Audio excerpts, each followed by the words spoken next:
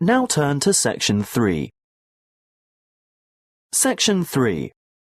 You will hear a conversation between two students and their professor, who is asking them to organise a panel discussion for an upcoming conference. First, you have some time to look at questions 21 to 23.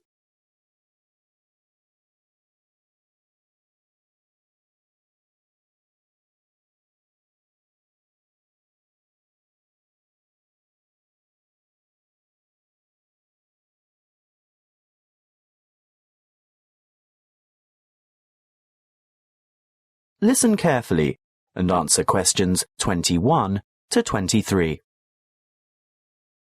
Come in and sit down, Louise, Stuart. I suppose you're wondering why I've asked you both to come here today. Well, we've heard rumours. Forget the rumours. I'll get straight down to business. You know that I'm organising a conference on 17th century English literature?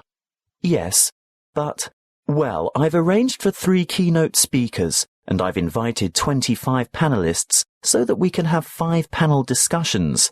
And I want you two to organise one of the panel discussions. But we haven't done that before. Is it like a team presentation? No, the purpose is quite different. In a team presentation, the group presents agreed-upon views, as you have both done at the end of a group project. Yes. Well, in a panel discussion, the purpose is to put forward different views. We want to expose the audience to several different viewpoints at the same session. It can help the audience evaluate their own positions regarding specific issues, and if it's well conducted, it's usually more interesting than a single speaker forum. Before you hear the rest of the conversation, you have some time to look at questions 24 to 30.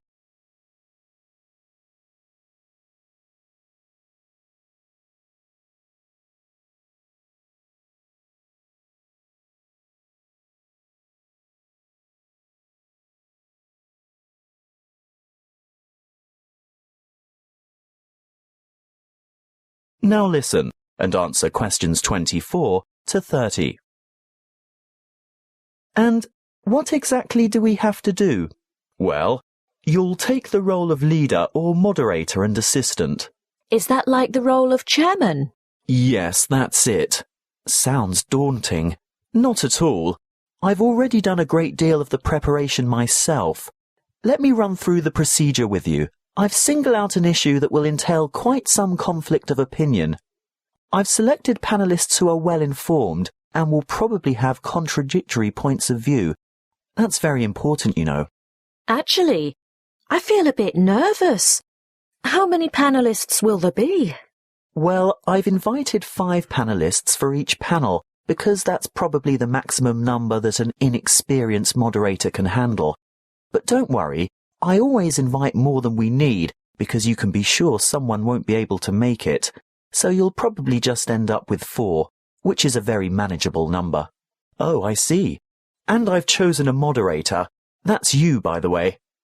Ah, but Stuart will help, right? Yes, I'll get on to timekeeping and whatnot shortly. That's where an assistant is indispensable. But what procedure do we follow to conduct the panel discussion? Don't worry, I was just about to say, I've also settled on the format. What is it? There are various formats that can be followed, but I've always found this one to be very effective. Yes? Okay. Make some notes on these guidelines as I run through them, and ask me questions about anything you don't understand. We're ready? Firstly, the moderator introduces the topic and the panellists. But we don't know who the panellists are. Don't worry, I've prepared a short biographical introduction for each one of them, and I'll give you that information tomorrow. Oh, good. Next, the panellists are given a set amount of time to present their views on the topic. I'd say about 2 minutes each should be sufficient. Now, this is where Stuart's timekeeping is going to be important. You have to keep to the schedule all the way through, because the lecture room has only been booked for an hour. How do I indicate when the time is up? You stand off to one side of the panel, either with your back to the audience or hidden from the audience, but in full view of the panel and moderator. You have a digital clock or timer, and you hold up the appropriate number of fingers to give the number of minutes. When the time is up, you make a cutting gesture with your hand. Ah, but what if the panelists keep talking? Then that's your job to politely intervene and move on to the next segment, which is the discussion itself. Panelists discuss, ask questions, and react to the opinions of other panel members.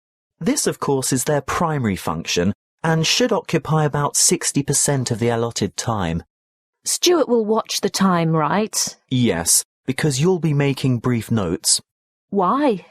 Well, when the time's up, the moderator shuts down the debate and provides a summary of the discussion. Oh, and then it's over? Well, no. The secondary function of the panel is to answer questions from the audience, and that should take up the remaining 15 to 20 minutes. It's the leader's role to recognise appropriate questions and reject those not related to the subject. During the question period, you must maintain strict control, and this will most likely be the toughest part of the whole job. Oh dear. Stuart will of course help you here by ensuring that as many people as possible have a chance to ask their questions, and that no one member of the audience tries to dominate. With about 5 minutes to go, he'll announce that there's time for only a couple more questions, then announce, last question. And then it's over? Not quite. You still have to acknowledge the involvement of the panelists and invite the audience to thank them with a round of applause. Should I clap too? Yes, you should both take part in the applause.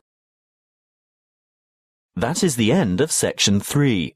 You now have half a minute to check your answers.